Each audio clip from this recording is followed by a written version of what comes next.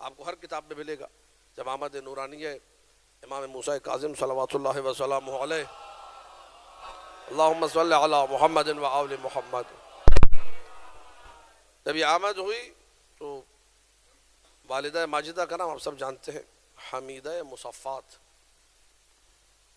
اور 128 ہجری میں ولادت نورانیہ ہے. جب یہ ولادت نورانیہ ہوئی تو انہوں نے نقل کیا امام جعفر صادق علیہ السلام کے لیے اللہم صلی علی محمد و آل محمد، کہ یہ نو مولود نورانی جب اس دنیا میں آیا تو اس نے اپنی شہادت کی انگلی کو اٹھایا، انگشت سبابہ شہادت کی انگلی، آسمان کی طرف رخ کیا اور کہا اشہد ان لا الہ الا اللہ واشہد ان جدی محمد الرسول اللہ واشہد ان جدی امیر المؤمنین ولی اللہ ووصی رسول اللہ.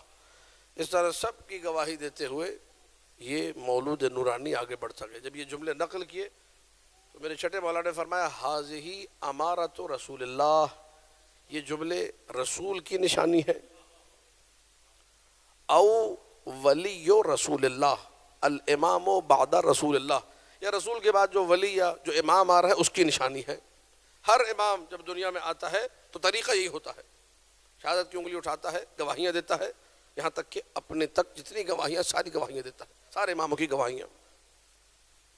ہو گئی یہ بات، گفتگو کو غور سے سماعت فرمائیے گا.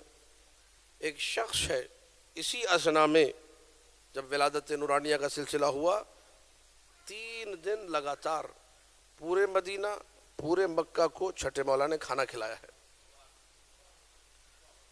راوی کہتا ہے مجھے ملنا تھا چھٹے امام سے، کچھ سوالات کرنے تھے، تو جب میں اجازت لے کر معصوم کے حجرے میں داخل ہوا، پہلا پیغام زندگی کا دے رہا ہوں، ذہن میں محفوظ رکھیے گا اس کو، تو میں نے دیکھا جعفر صادق سلام اللہ علیہ اللہم صلی علی محمد و آل محمد، اس نومولود کے گہوارے پر سرہانے پہ کچھ گفت و شنید چل رہی ہے، سرگوشیاں چل رہی ہیں، باتیں چل رہی ہیں.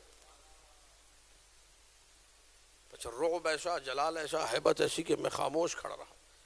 کافی دیر طویل گفتگو چلتی رہی، میرے اندر جرت نہیں ہو کہ میں آگے بڑھوں. جب وہ گفتگو ختم ہوئی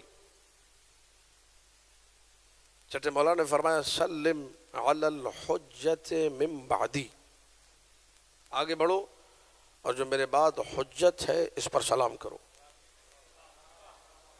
بڑی توجہ چاہ رہا ہوں، سمجھیے گا عقیدے کو، جو میرے بعد حجت ہے اس پر سلام کرو. کہہ رہے میں آگے بڑھا سلام کرنے کے لیے تو جھولے سے آواز آئی، گہوارے سے آواز آئی اذهب غیر اسم ابنتک، جاؤ جا کے اپنی بیٹی کا نام بدلو. پہلا حکم امامت کا،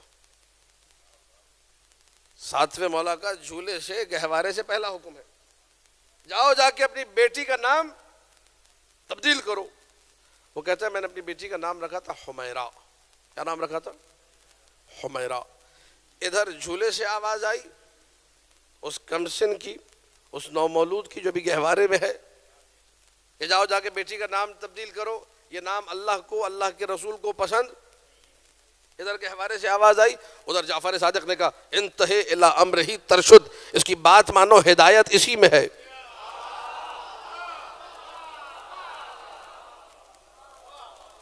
دیکھیے امام ہفتم کی زندگی کا آغاز یہاں سے ہو رہا ہے کہ دشمنان اہل بیت کے نام بھی تمہارے گھروں میں نہیں ہونے چاہیے.